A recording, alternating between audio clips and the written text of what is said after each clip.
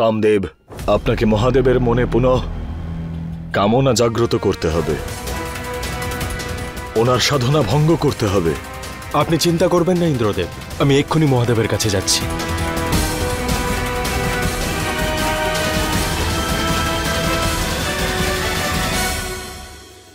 এইভাবে মহাদেবের সাধনাকে ভঙ্গ করা উচিত হবে না। যদি আপনার উপর উনি রেগে যায় তাহলে? সে কি?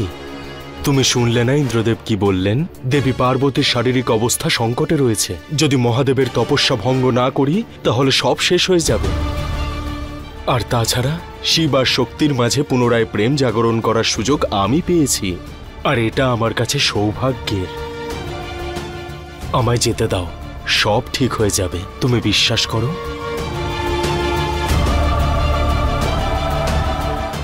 ঠিক আছে, যদি আপনি যেতেই চান আমি আপনাকে আটকাবো না, কিন্তু একটা শপথ করুন, আপনি যা কিছু হয়ে যাক না কেন আপনি মহাদেবের উপর বাণ চালাবেন না। আমার মনে হয় তার প্রয়োজন পড়বে না।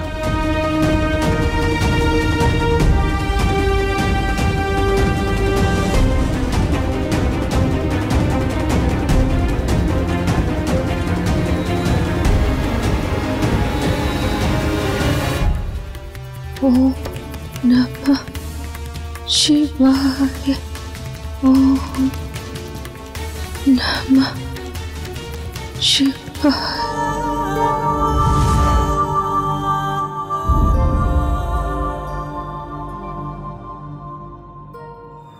প্রণাম মহাদেব।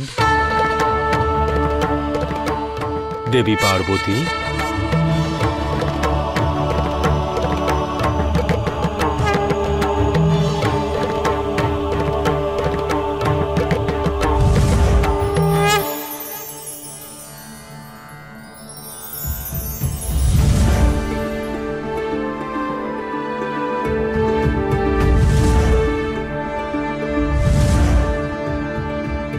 এবার মহাদেব দেবী পার্বতীর সুন্দর রূপের আভাস পাবেন, আর ওনার মনে সৃষ্টির সাথে একত্রিত হওয়ার কামনা জাগরিত হবে।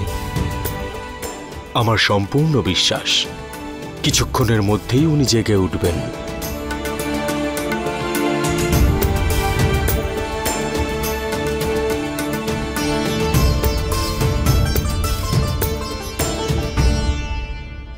পাঁচ তত্ত্ব দ্বারা সৃষ্টি এই গুহাকে যদি আমি রঙিন করে তুলি তাহলে মহাদেব জেগে উঠবেন।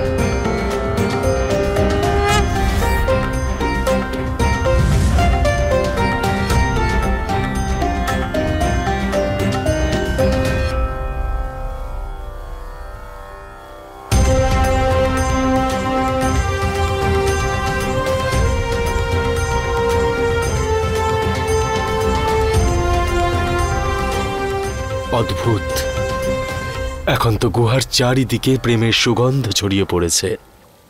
এবার নিশ্চয়ই মহাদেব জেগে উঠবেন।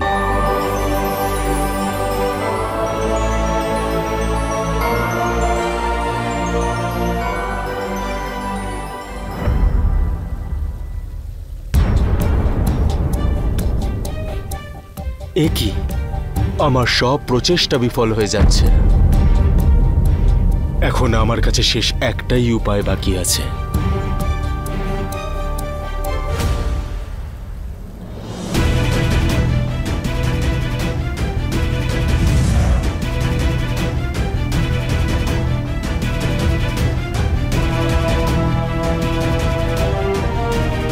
একটা শপথ করুন, যা কিছু হয়ে যাক না কেন আপনি মহাদেবের উপর বান চালাবেন না।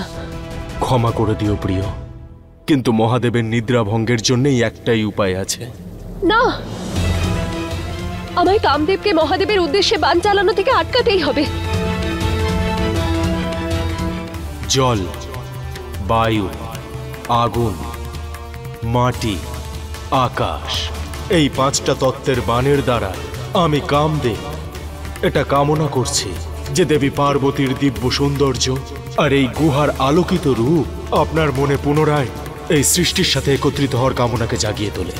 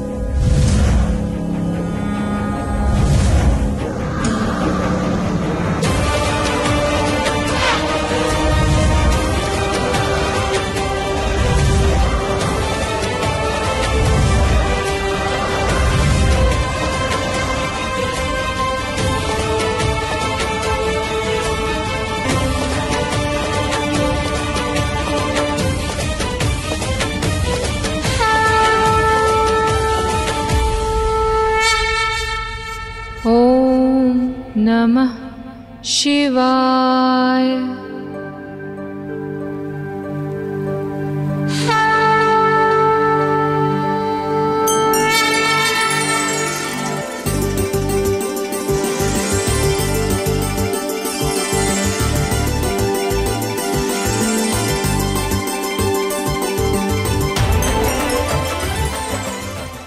আমার কার্য সম্পন্ন হয়েছে। এই অলৌকিক মুহূর্তের সাক্ষী থাকার জন্য আপনাকে ধন্যবাদ মহাদেব।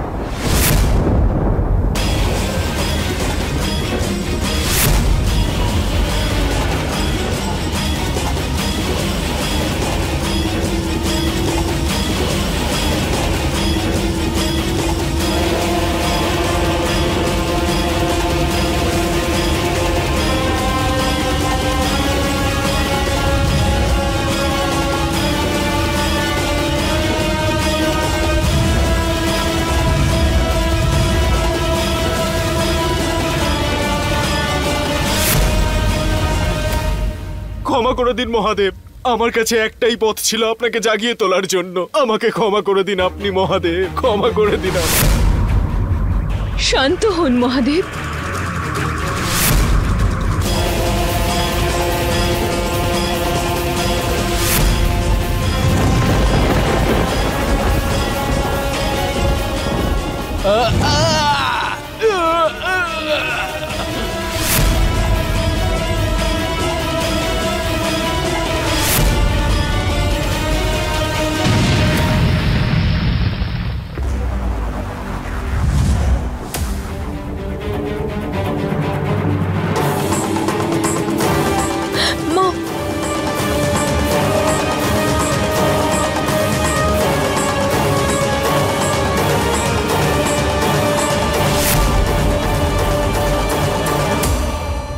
কামদেব, কামদেব কোথায় আপনি?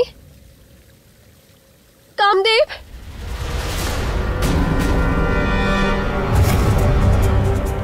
মহাদেব জাগ্রত হয়ে গেছেন, কিন্তু কামদেব কোথায়? দেবী, মহাদেব কোথায়?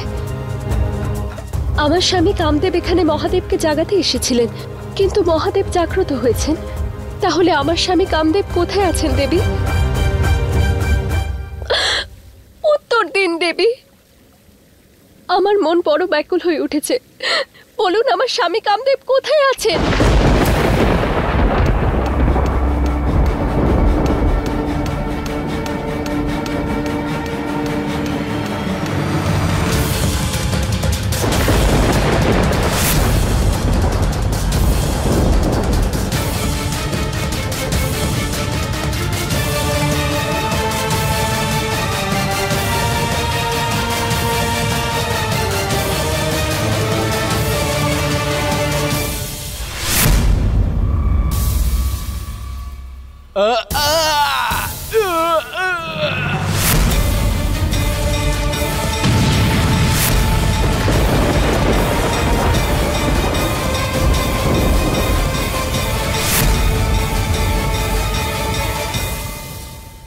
আমি জানি না আমি তোমাকে কি বলবো বোন।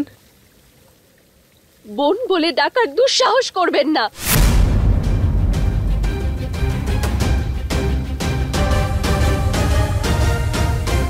ও আপনার জন্য, আপনার কারণেই উনি এখানে এসেছেন আর জ্বলে ভস্ম হয়ে গেছে। আমি বারণ করা সত্ত্বেও ও আপনার তপস্যার জোরে এখানে এসেছিল, কারণ ওনার অনুসারে এটা ওনার ধর্ম ছিল। কিছু সময় আগে আমার চোখের মধ্যে আমাদের প্রেমের প্রতীক, আমাদের সন্তানের স্বপ্ন ছিল। আর এখন আমার চোখের সামনে আমার স্বপ্ন, আমার প্রেম কিছু ভস্মে পরিণত হয়েছে। আর এই সব শুধু আপনার কারণে হয়েছে। আপনি আমার থেকে শুধু আমার অর্ধাঙ্গী নয়, আমার মাতৃত্বের স্বাদও কেড়ে নিয়েছেন। আর এর মূল্য আপনাকে চোকাতেই হবে।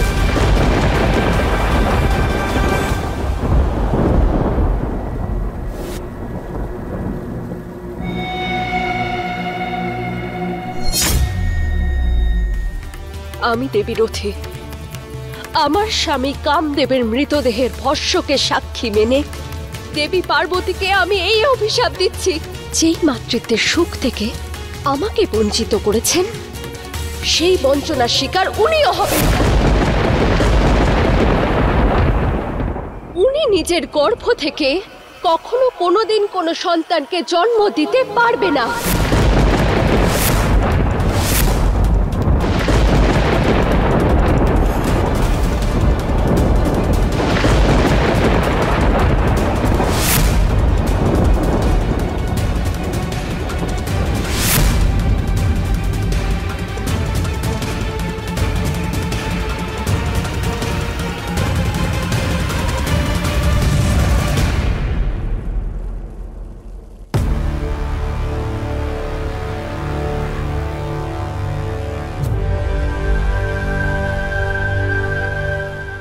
এ আপনি কি করলেন দেবী রথী? উনি কে সেটা জানার পরেও আপনি ওনাকে এরকম ভয়ঙ্কর অভিশাপ দিলেন? আমি শুধু এইটুকু চাই, যাতে আমার স্বামী আমার কাছে ফিরে আসে। আমি আমার একটা পরিবার চাই, যার স্বপ্ন আমরা দুজনে মিলে দেখেছি। বলুন, আপনি কি আমায় সবকিছু ফিরিয়ে দিতে পারেন নারায়ণ? যদি হ্যাঁ, তাহলে আমি এই মুহূর্তে আমার অভিশাপ আমি ফিরিয়ে নিচ্ছি।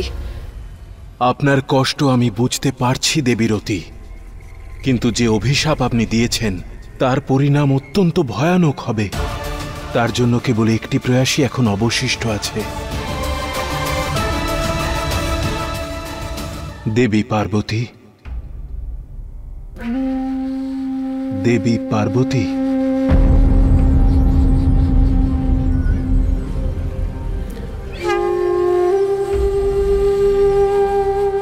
নারায়ণ,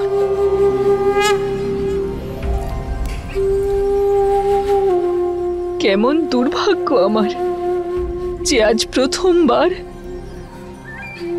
নারায়ণের দর্শন পেলাম, আপনার মুখ থেকে আমার নাম শুনলাম। আমার দেব, আমার সর্বস্ব মহাদেব জাগ্রত হওয়ার পর সর্বপ্রথম আমায় দেখলেন। যখন আমি ওনাকে দেখলাম, উনি হেসেছিলেন। তাহলে আমার তো পরম আনন্দের অনুভূতি হওয়া উচিত না? কিন্তু এই সময় আমার যে অনুভব হচ্ছে তা তীব্র বেদনার, যে আমি আর কখনোই মা হতে পারবো না।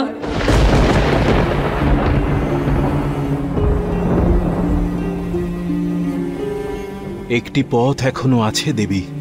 আমি আপনাকে এই শাপ থেকে মুক্ত হওয়ার একটি বিকল্প দিতে পারি। আপনার পরিবর্তে আমি এই অভিশাপ গ্রহণ করব, স্বয়ং তা ভোগ করব।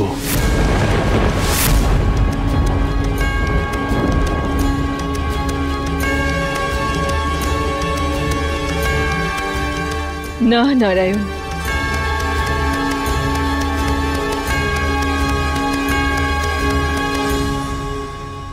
এক পত্নীর কাছে তার স্বামীকে হারানো আর মাতৃত্ব থেকে বঞ্চিত হওয়া, এই বেদনাকে আমি অনুভব করতে পারছি। যদি আমার স্থানে আপনি এই অভিশাপ গ্রহণ করেন, তাহলে ওনার অভিশাপ ফলিত হবে, কিন্তু ওনার বেদনা কম হবে না, বরং বেড়ে যাবে, আর আজীবন এনার বেদনার কারণ হয়ে থেকে যাবে। না নারায়ণ, আমি এমনটা করতে পারবো না। যদি এনার সঙ্গে অন্যায় হয়েছে, তাহলে এনার মনের শান্তি পাওয়াও দরকার, আর এটা তখনই হবে যখন আমি স্বয়ং ওনার অভিশাপ স্বীকার করব। দেবী রতি, আমি শৈলপুত্রী পার্বতী আপনার অভিশাপকে স্বীকার করে নিলাম।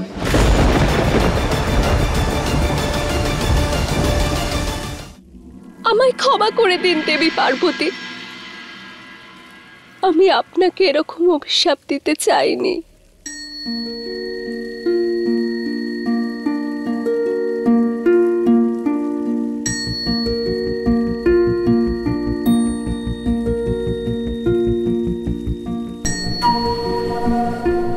আজ আপনি যা হারিয়েছেন, না আমি তাকে ফিরিয়ে দিতে পারবো, না আপনি আপনার অভিশাপ ফিরিয়ে নিতে পারবেন।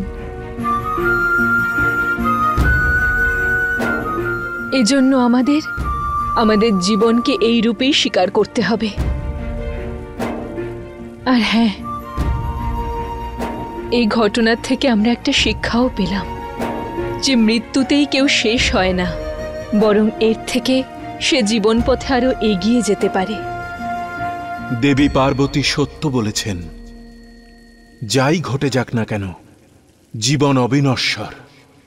মহাদেবের ক্রোধে কামদেবের শরীর ভস্ম হয়ে গিয়ে থাকলেও ওনার আত্মার কখনো বিনাশ হবে না। উনি ওনার দেহ ছাড়াই সৃষ্টিতে বিদ্যমান থাকবেন, কারণ কামনা ছাড়া সংসারের অস্তিত্ব বিলুপ্ত হয়ে যাবে। তাই আজ থেকে কামদেব অনঙ্গদেব নামে পরিচিত হবেন। এমন এক দেবতা যার কোনো অঙ্গ থাকবে না, যিনি তার অশরীরী রূপে এই সৃষ্টিতে অনন্তকাল ধরে জীবিত থাকবেন। হে নারায়ণ, যদি কামদেবের অস্তিত্ব এখনো এই জগৎ সংসারে থাকে, তাহলে দয়া করে ওনাকে একটা নতুন জীবন দিন। আমি আপনাকে অনুরোধ করছি, ওনাকে আগের মতোই সগুণে স্বরূপে ফিরিয়ে আনুন নারায়ণ। না দেবী, আমি সেটা করতে পারবো না। মহাদেবের তৃতীয় নেত্রের ক্রোধাগ্নি থেকে রক্ষা পাওয়ার উপায় সৃষ্টিতে কারোর জানা নেই। সেই জন্যেই কামদেবের পুনরায় সশরীরে ফিরে আসা অসম্ভব।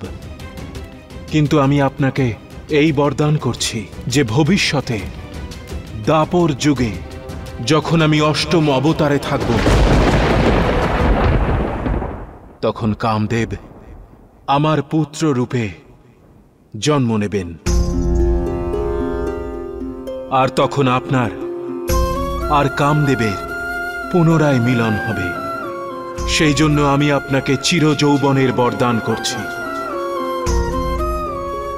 দাপর যুগে আপনি মনুষ্য জন্ম নিয়ে আমার পুত্রকে বিবাহ করবেন। ততদিন আপনি ওনার ভস্যকে আপনার কাছে রাখতে পারেন।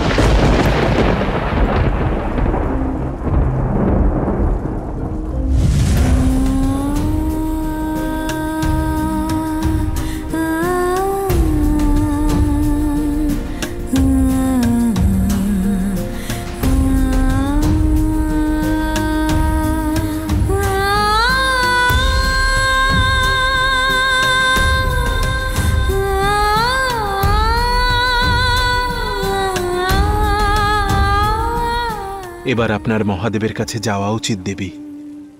আমার সম্পূর্ণ বিশ্বাস যে উনি আপনাকে অবশ্যই স্বীকার করবেন, কিন্তু সেই যাত্রা কখনোই সরল হবে না।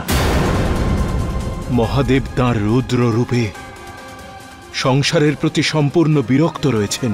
সেই কারণেই প্রথমে আপনাকে ওনাকে পুরনো সময় নিয়ে গিয়ে আপনাদের প্রেম স্মরণ করাতে হবে, আর তার জন্য আপনাকে অনেক সংঘর্ষ করতে হবে, আপনাকে অনেক কঠিন পরীক্ষা পার করতে হবে।